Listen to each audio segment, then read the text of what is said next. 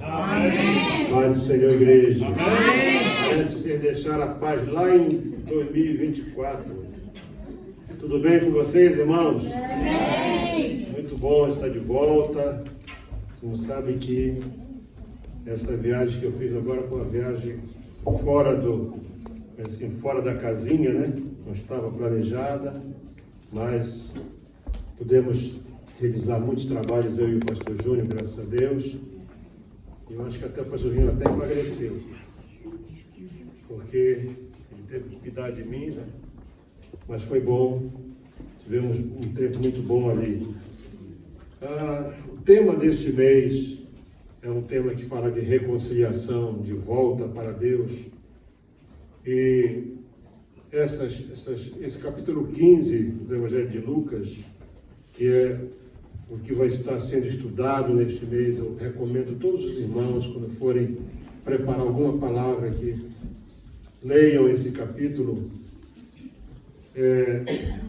Ele traz aquilo que é conhecido quando se estuda nas escolas bíblicas, né, como a trilogia, ou seja, o triplo estudo das coisas perdidas. Porque fala de três coisas que se perderam: a ovelha perdida, a moeda perdida e os filhos perdidos. Por que os filhos? Porque um voltou e o outro não quis entrar na festa. É isso que pouca gente percebe. Esse outro filho, talvez que sabe uma mensagem mais para frente, é aquela pessoa que está todo o tempo na igreja, mas não tem certeza da sua salvação. Não está ali por causa de Jesus. Mas vamos estar então hoje meditando um pouquinho nesse tema maravilhoso que é a parábola da ovelha perdida. E chegavam-se a ele, capítulo 15, verso 1 de Lucas, e chegavam-se a ele todos os publicanos e pecadores para o ouvir.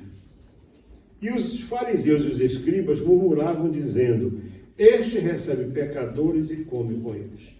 Vamos parar primeiramente nesse ponto aqui, porque o próximo versículo é: e ele lhes propôs esta parábola, dizendo. Então, diz que chegavam-se a ele todos os publicanos e pecadores para o ouvir. Nós temos aqui dois tipos de pessoas. Nós temos aqui os publicanos, certo? Que eram judeus, aparentemente desviados da palavra, porque quando o Senhor fala acerca dos publicanos, diz assim: se há alguma questão entre você e o teu irmão, vai, fala com ele. Se não te ouve, leva uma testemunha. Se não te ouve, leva à igreja. Se não ouvir a igreja, ele vai ser um publicano, ou seja, uma pessoa que está desviada, está excluída.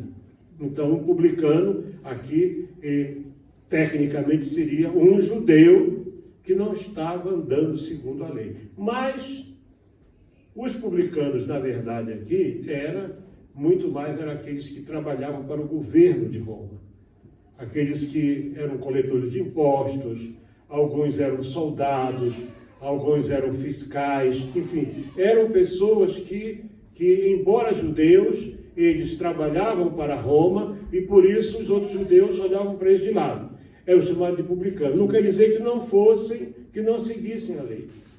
Mas eram pessoas também que não se afinavam muito com o sistema religioso que havia em Israel naquela altura. E os pecadores aqui, nós podemos considerar como gentios.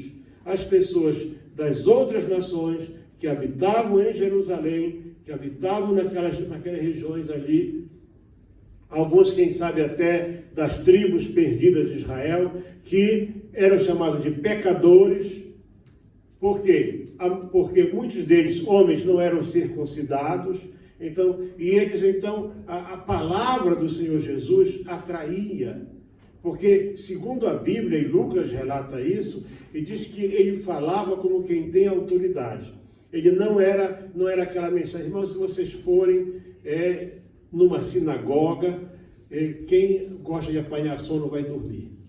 Pensa numa coisa monótona.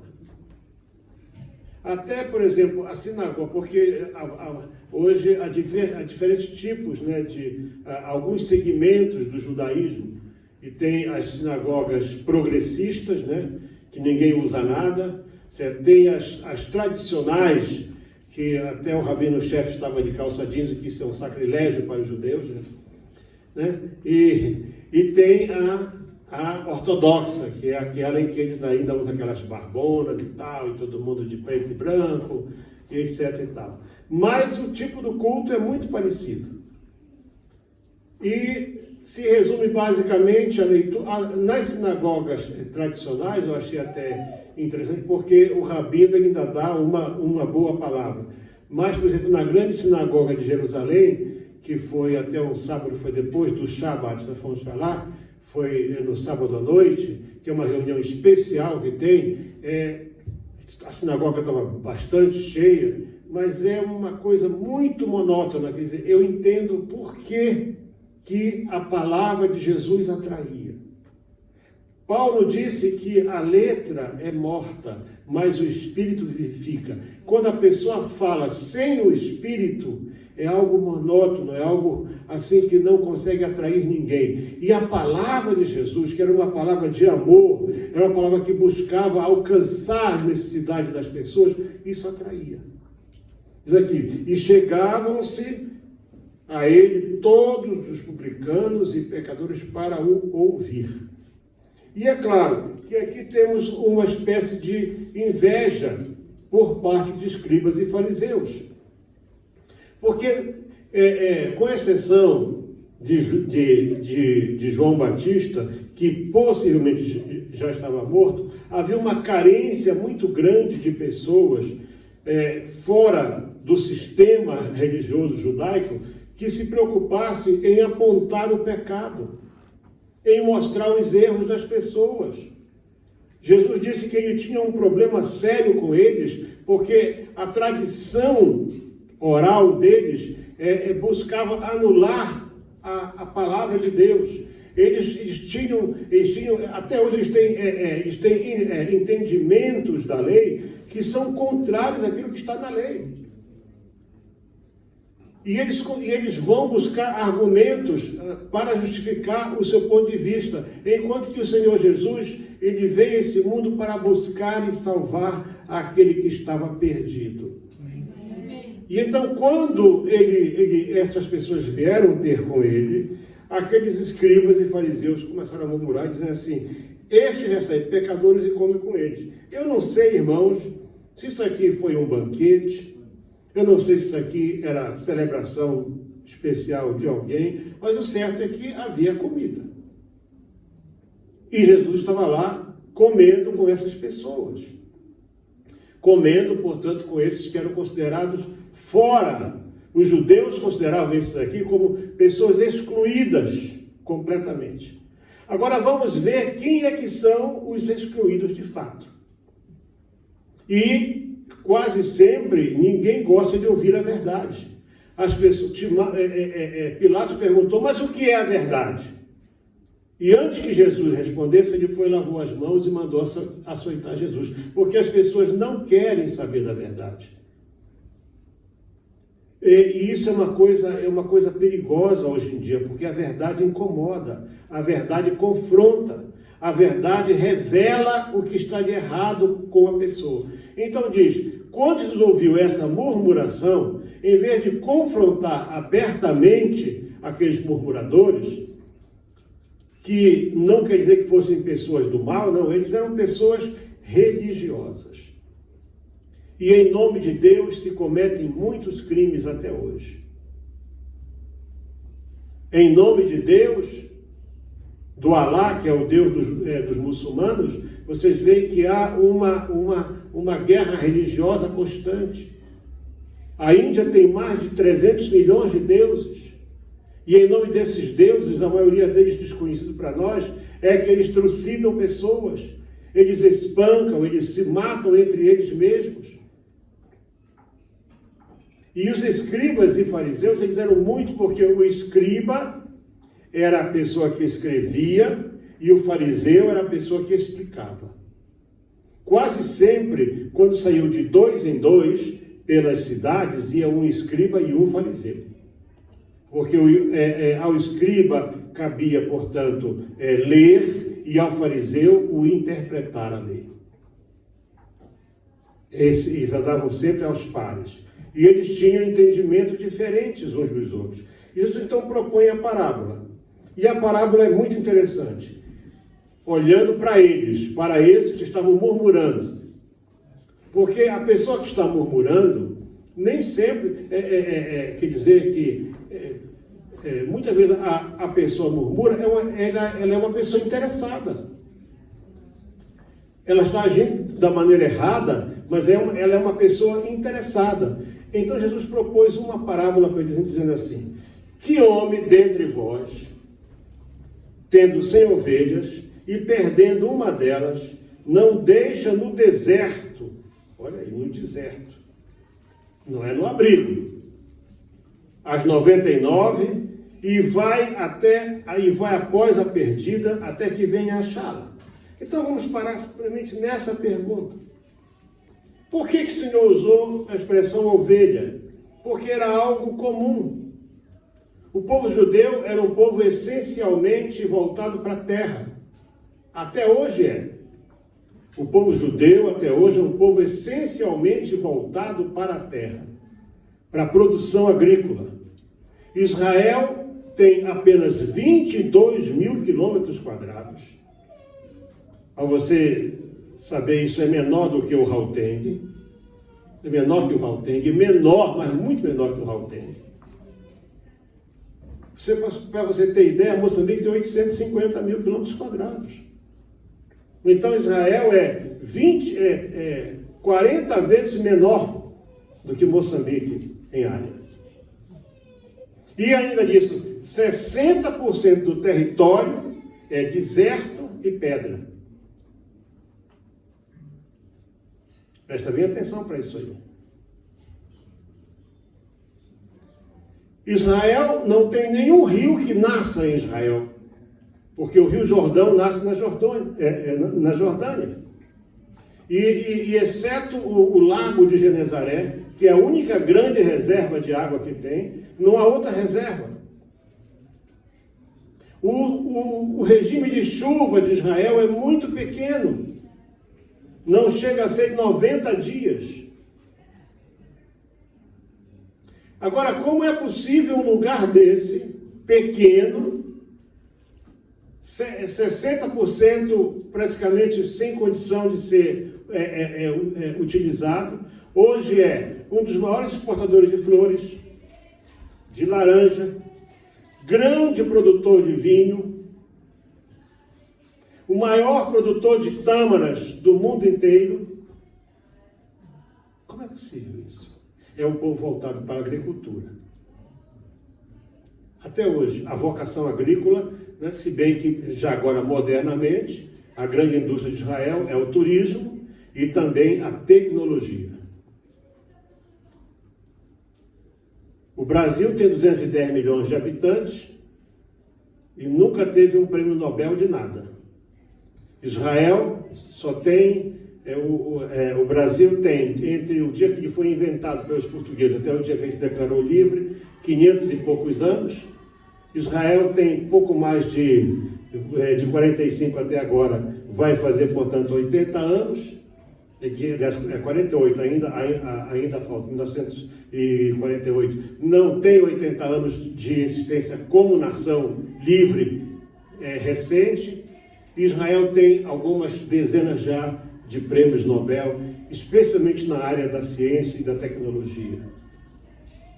Mas este povo, nessa altura, o Senhor usava ovelha. Por quê? Porque ter ovelhas era algo importante.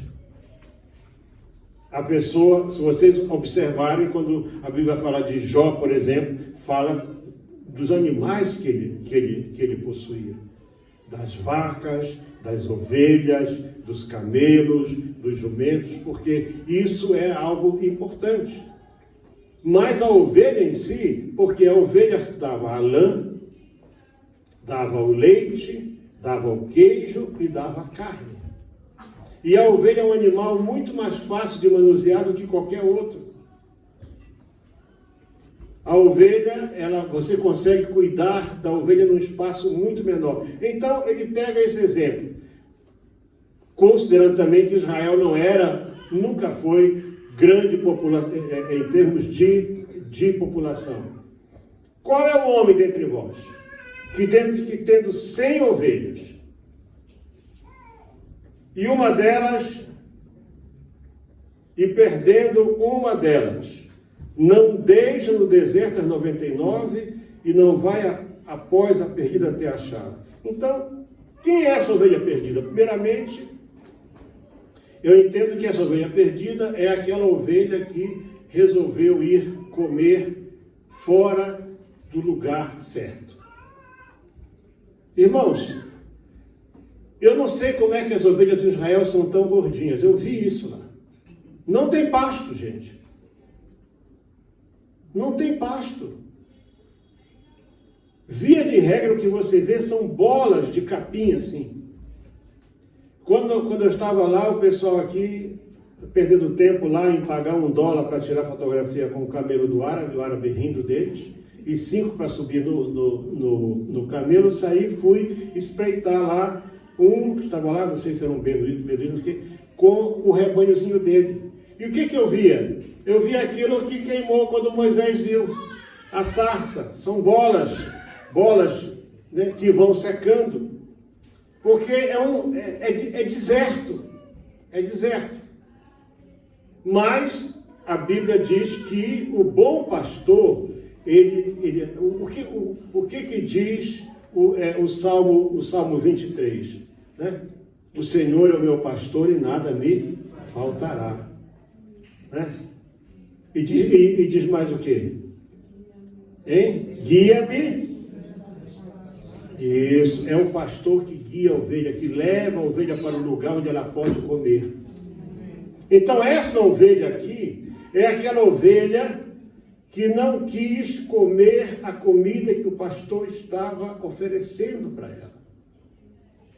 E lamentavelmente, e eu digo isso com tristeza, as pessoas que mais precisam dessa mensagem não estão aqui hoje, que são ovelhas que estão comendo em outro pasto. Estão comendo, quem sabe, coisa seca por aí. Ou não estão comendo nada. Porque o normal da ovelha é estar em grupo. A ovelha não sabe andar sozinha. Então, a ovelha, ela é para estar próximo do pastor. E essa ovelha é o exemplo clássico da ovelha que se afastou do pastor. E interessante é que eu já vi alguns comentários dizerem que deixou as ovelhas no abrigo. Não, aqui diz que deixou no deserto. Mas ele sabia que elas não iam se afastar, porque havia um lugar em que as ovelhas descansavam à noite. Elas ficavam ali à noite. E ele foi atrás da ovelha perdida. Jesus estava querendo dizer o seguinte para aqueles fariseus: vocês estão no deserto. Vocês têm a lei. Vocês têm o alimento que veio do Pai. Mas tem ovelha que está lá fora, que se perdeu. E que eu preciso ir atrás delas. Ele já se apresentava aqui como um bom pastor. E eles não se apercebiam disso. Ele, pelo amor que ele sentia pelas almas perdidas, ele aceitava ser criticado. Vivemos num tempo, eu achei que desde aquela altura, irmãos, fazer o bem é complicado. As pessoas não aceitam, as pessoas egoístas, as pessoas desinteressadas, as pessoas que só querem para si, elas não aceitam que você vá fazer o bem a outro. Vê quando aquela mulher quebra o vaso, né? O vaso de alabastro com nardo puro, que era uma coisa caríssima. Por que não se vendeu por 300 dinheiros e deu aos pobres? Porque sempre estava tudo bem. Aliás, aqui a igreja vive esse problema. A igreja está sofrendo isso hoje. Está tudo bem até a hora que se fala em oferta. Quando se fala em oferta, acaba a graça, acaba a alegria, acaba tudo. As pessoas querem tudo de graça. Elas não sabem o custo que é manter um trabalho. Que o pastor também tem vida, o pastor tem custos pessoais. A igreja tem um custo pessoal, por exemplo, agora pode faltar energia e voltou essa tristeza desse load shedding ontem. Foi sexta-feira?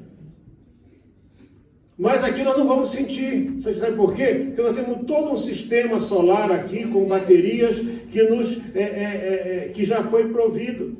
E isso não cai do céu. Mas tem gente que está dentro da casa do pai, como filho pródigo, está até trabalhando na casa do pai, está comendo na casa do pai, mas não quer ver o pai abençoar outros. Ele não quer que outros sejam alcançados. Quando a igreja começou, você pode ler isso no livro de Atos, e você pode, portanto, concluir isso com muita propriedade, que você vai ver que eles... por que os primeiros diáconos foram instituídos? Porque os judeus, os gregos e outros se queixaram, olha, as nossas viúvas não estão recebendo o mesmo que as viúvas judias. Estava tendo separação dentro da igreja. Aí os apóstolos disseram, nós não podemos deixar a palavra para ir servir mesa. Vamos criar diáconos. E saíram os diáconos. Mas eles se fecharam em Jerusalém. Eles criaram ali uma caixinha em Jerusalém, achando que a salvação era só para eles.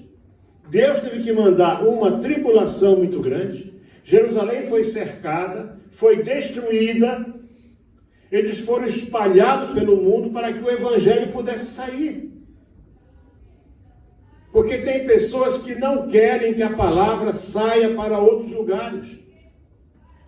Os fariseus e os escribas em si, eles não estavam pensando o mal, eles só não queriam que a bênção de Deus alcançasse aqueles que eles achavam que eram impuros, porque eles eram todos certinhos.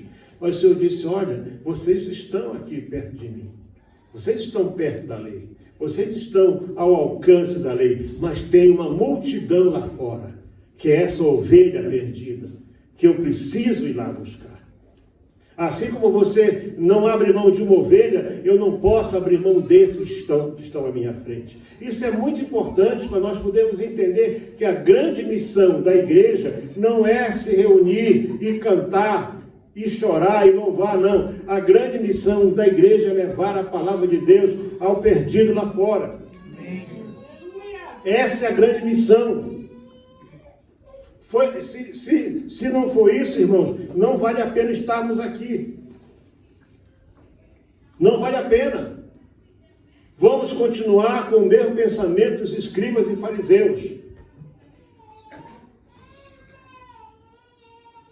Precisamos entender que o que provocou essas parábolas foi isso. Aí diz assim, e achando a põe sobre seus ombros cheio de júbilo. Quer dizer, a ovelha sai de perto do rebanho, ela sai do alcance da orientação do pastor, e o que ela encontra lá fora é comida de má qualidade. E ela fica fraca, ela sozinha não consegue voltar. O pastor tem que buscá-la. Olha só o trabalho, deixa 99 aqui para ir atrás de uma. Mas isso fala da responsabilidade que tem aquele que aceita o chamado de Deus para a sua vida. O que pouca gente quer fazer. Muitos não entendem que a parte mais fácil para nós é essa de estar aqui em cima, abrindo a Bíblia. Essa meia hora, ou 40 minutos, ou uma hora de tempo que estamos aqui, é a parte mais fácil do ministério. 99,9% do nosso ministério é pensando como criar condições para que o rebanho possa estar bem cuidado. e que a tarefa que Deus deu à igreja possa ser alcançada lá fora. Nós nunca teríamos chegado onde nós chegamos se continuássemos fechadinhos aqui dentro, entre quatro paredes. Essa igreja nasceu no dia que eu fui orar por um casal que se casou. Eles já viviam juntos há algum tempo, e eu disse para aquele irmão: olha, eu não trabalho com desviado, e nem com cabeludo. E ele parecia um Tarzan.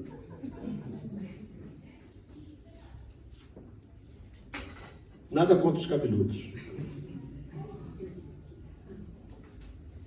Aí ele cortou o cabelo, se casou, e aí nós fomos orar por ele, por isso que começou numa quinta-feira. Eu, minha esposa, meus filhos, e lá fizemos um culto, e daí pronto. Nunca mais paramos de fazer culto. Amém. Glória a Deus. Eram duas ovelhas perdidas, que o Senhor nos ajudou a resgatar. Daqui a pouco, eles saíram daquela casa para uma casa maior, e outras ovelhinhas se juntaram ali. Estavam por aí espalhadas. Ovelhas angolanas, na sua maioria, naquela altura. Moçambicanos também. E foi crescendo. Até que se transformou na nova aliança. Porque aqui fala que foi uma ovelha que gerou tudo isso. Nós não podemos, irmãos, estar preocupados só com o nosso bem-estar.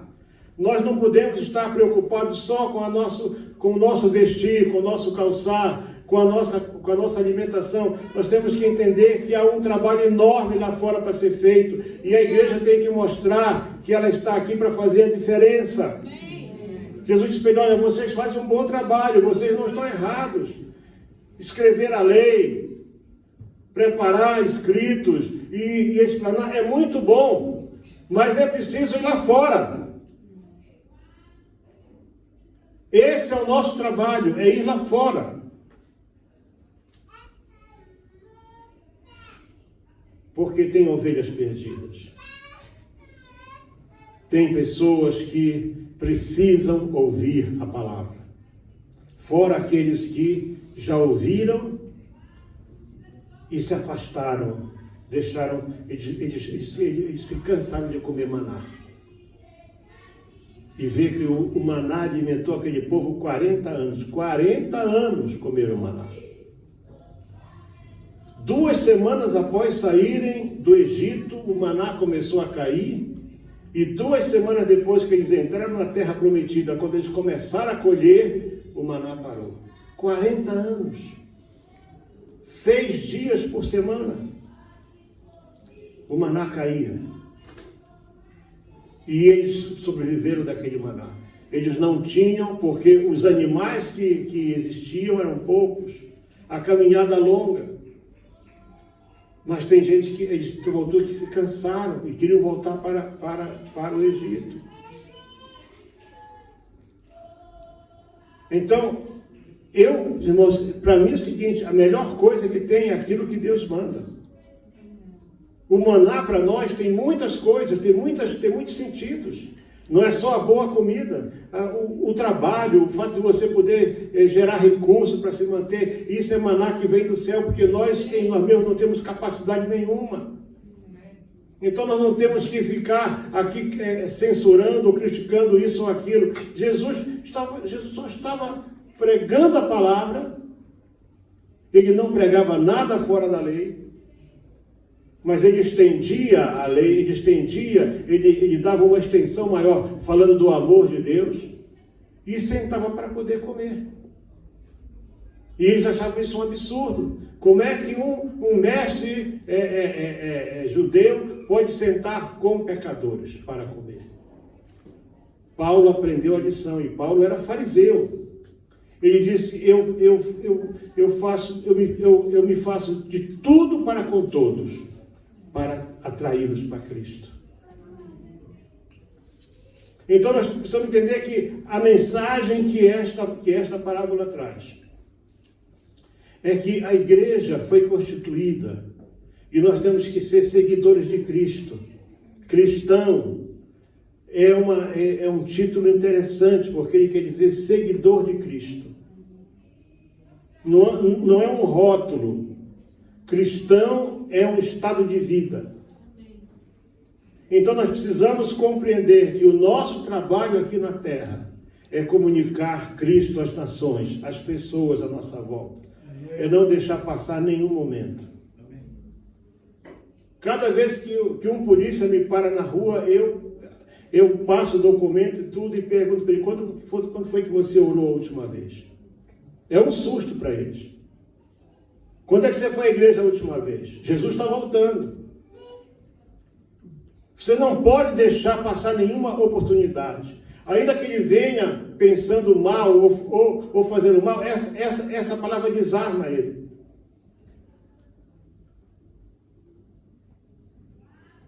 Polícia pode chegar, e isso é natural, e perguntar para você, quantas você tomou hoje?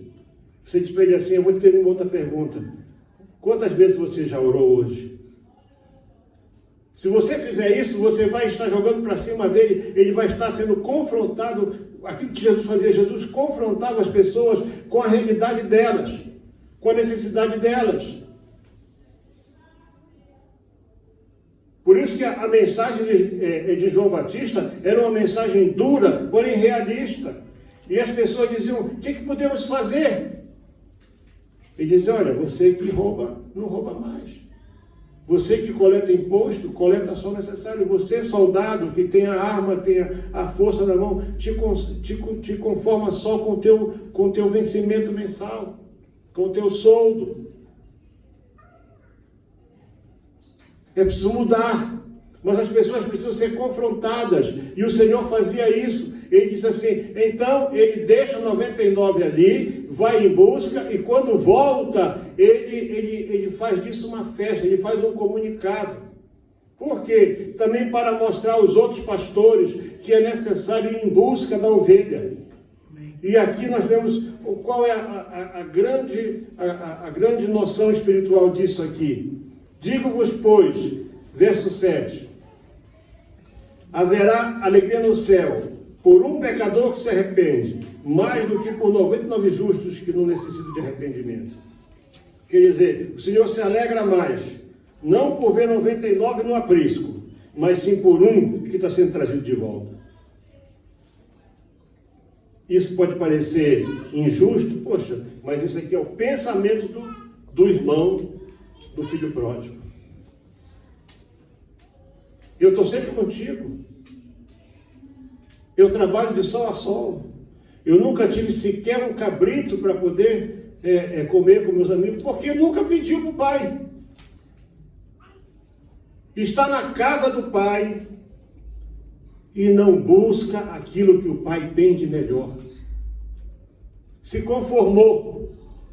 Chega, senta, se tiver que levantar, levanta a mão e canta, mexe a boca, dá oferta, é tudo. Não é isso, não é nada. Você precisa ter comunhão com o pai quer ter comunhão contigo.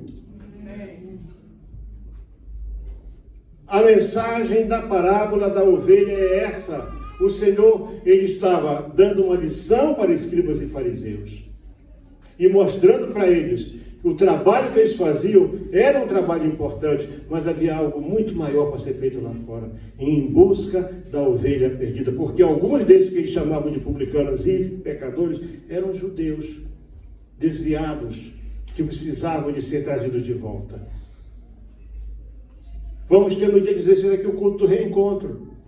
Você conhece alguém que está desviado? Traga essa pessoa no dia 16. Esse mês inteiro é o mês do reencontro com Deus. Porque esse é o nosso trabalho, é cuidar uns dos outros. Nós temos estado muito indiferentes, irmãos. Mas o pastor viaja, o pastor vai aqui, sabe, nós ajudamos, isso aí isso é descarrego de consciência.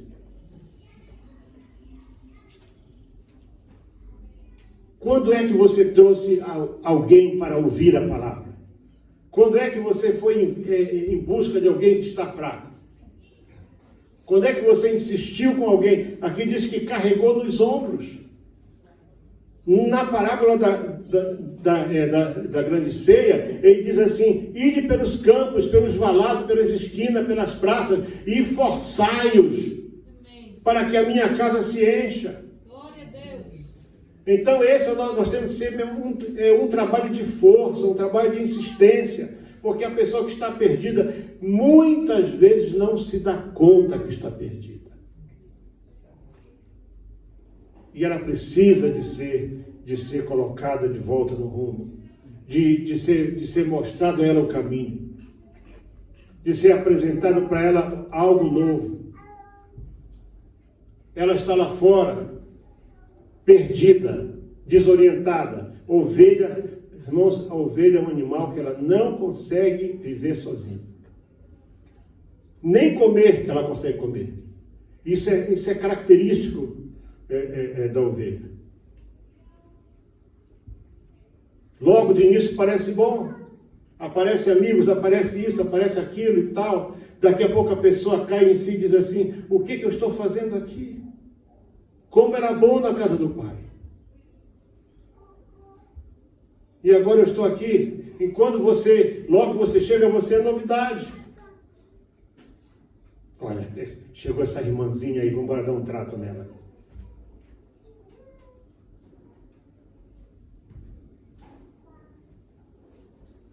Mas ele disse assim: eu vim para buscar o que estava perdido. Buscar e salvar o que estava perdido. Ele veio para isso. E ele deixou sobre nós essa responsabilidade de nós podermos nos preocupar com os perdidos. E o pior perdido é aquele que não se dá conta que está perdido. Ele acha que está tudo bem com ele. Aquela imagem que você vê da ovelha com a perna quebrada, em meio da... Não, só diz que ele colocou no ombro e trouxe de volta. O hino das ovelhas é muito lindo, né? Que achou ela tremendo de frio. Pode até ser que, né? Mas diz que ele encontrou a ovelha. E eu entendo que ela estava sem forças para caminhar. Por quê? Porque ela não tinha mais o alimento. Faltava a presença do pastor. E ele é o nosso pastor. Ele é o bom pastor. Ele disse: eu sou o bom pastor. O bom pastor é aquele que dá a vida pela sua ovelha. Então, neste mês, meus irmãos, vamos colocar isso dentro de nós. E vamos pedir: Senhor, me mostre uma ovelha perdida. Quem sabe alguém que está perto de ti. Está dentro de casa. E não se deu conta que está perdido. Mas eu já orei, eu já falei. Ora mais uma vez e fala mais uma vez. Você nunca sabe quando Deus vai fazer algo. Eu digo a vocês sempre: a oração não tem prazo de validade. Eu já disse a vocês: a oração está diante de Deus todo o tempo. O anjo mexe no altar e diz que sobe a fumaça com a oração de todos os santos. Então, toda a oração Deus está aspirando o tempo todo no céu, continuamente. Não para. Glória. Não para. Interessante, né? Ele não só ouve, ele cheira a tua oração. A tua oração perfuma a sala do trono. Então, se vamos fazer desse mês, irmãos, um mês de reencontro em todos os sentidos. Deus quer reconstruir lares esse mês. Deus quer reconstruir casamentos. Deus quer reconstruir relacionamentos. Deus quer reforçar os laços da família, porque uma igreja é forte com famílias fortes. E estamos orando por isso, para Deus fortalecer a família. E se os homens começarem aqui a fraquejar na oração, eu vou chamar as irmãs para vir orar conosco. Para ver se vocês estão vergonha na cara. Começou com 22, agora está só com 12. Tem 10 aí que acham que já oraram demais. E por acaso não estão aqui para ouvir. É uma pena. Quase sempre quem precisa ouvir não está perto. Mas nós precisamos realmente, irmãos, entender que a nossa grande tarefa é em busca do perdido. Porque ele disse que ele veio buscar e salvar aquele que se havia perdido.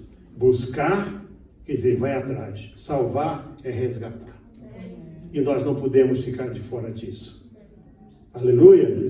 Glória a Jesus! Então Deus abençoe a sua vida e, se Deus quiser, domingo que vem nós temos mais. Porque são 3 coisas que se perderam. A ovelha foi embora, mas são coisas valiosas. E a moeda? A moeda não tem perna, a moeda não cheira, não come, né? A moeda fala de descuido. Será que nós não estamos também descuidando de alguma coisa? Será que a nossa atitude não está afastando alguém da presença de Deus? Será que não foi uma palavra que nós falamos que fez com que essa pessoa de repente deixasse de querer estar junto conosco na casa de Deus? É algo para se pensar. Essas três parábolas, elas são muito importantes. Vamos pensar sobre isso nesse mês. Que Deus abençoe cada um de nós. Vamos agora partir para a celebração da ceia do Senhor. E eu queria sugerir aqui para a pastora Nádia, aproveitando que vocês estão aqui, eu vou falar também isso na próxima reunião de obreiros, é o seguinte: agora, assim como o candidato ao batismo, para se batizar tem que recitar um capítulo da Bíblia, esses candidatos obreiros também vão ter que decorar um capítulo da Bíblia. Amém. É prova oral, final. Vai ser igual o Bar Mitzvah. Ou recita o capítulo da Bíblia, ou você vai ficar pensando até a próxima prova. Mas pastor, por que isso? Porque nós vamos começar a apertar os parafusos. Está muito frouxo. Viu, Tião? Está muito frouxo o parafuso aqui. Vamos começar a apertar. Sabe, tem uma coisa chamada lock nut. Essa aí, quando aperta bem. E nós vamos apertar mais ainda. Porque nós precisamos ter obreiros melhor preparados na palavra de Deus. Glória a Jesus. Então, chamando aí quem vai estar celebrando a ceia do Senhor. Estamos trazendo aqui para a igreja cálices, bandeja para servir Santa Ceia. E também aqui um casaco, uma camisa, uma gravata para cada um deles. Os irmãos estão vendo como é que eles estão. Isso aqui é uma ocasião solene. Eles estão assim porque eles não têm, precisam. Não é muito. Isso aqui, na verdade, é quase nada. Mas eu sei que vai ser uma bênção. Amém? Amém. Naquela altura que estivemos aqui em maio, In that time that we're here in May, o pastor nos 2024, fez um pedido. the pastor here asked for a Ele request. ele não nem sequer falou de igreja, de casa, He nada. didn't speak about a house or temple or church. Ele falou apenas de água, He only poço. said that he would like to have a well, a water well, Porque ele disse que estavam perdendo a plantação toda porque não tinha chuva. because there was no rain, they were losing the plantations, everything that they O planted nosso was dying. desejo era fazer um furo, Our desire was to make those proper, like industrial wells. mas aqui não tem energia. But here there's no electricity. E energia solar aqui é uma coisa And complicadíssima. solar energy here to put in Então this tivemos energy que começar com complicated. esse poço So we had to normal. use this normal water well. Deu 16 metros de It profundidade. has 16 meters. Ele está revestido com anilhas como esta aqui, aqui. There's 30 of these here inside.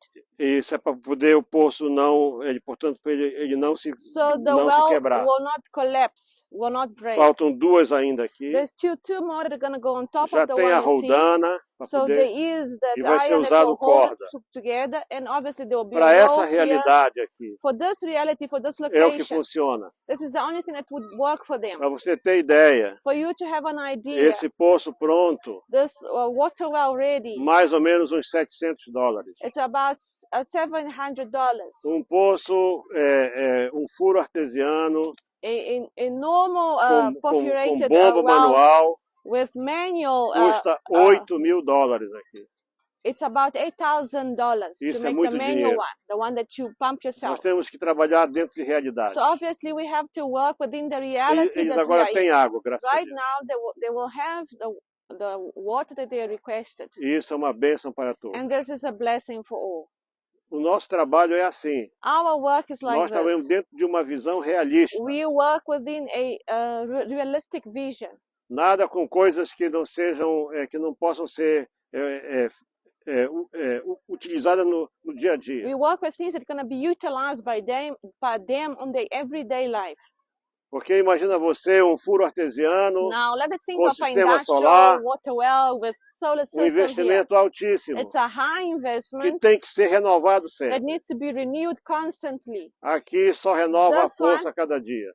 It doesn't need to be renewed, it's done. Para usar um balde pronto. They only need the bucket and a rope here, E está feito o serviço. and it's done. Você é parte disso. And you are part of this. Deus abençoe. May God bless your life. A paz do Senhor Jesus Cristo, pastor. Só quero apresentar a parte que já está terminada aqui na frente. Conforme como está a ver, o pastor está assim. E só faltam só os 3 lados. Este lado aqui. Como está a ver.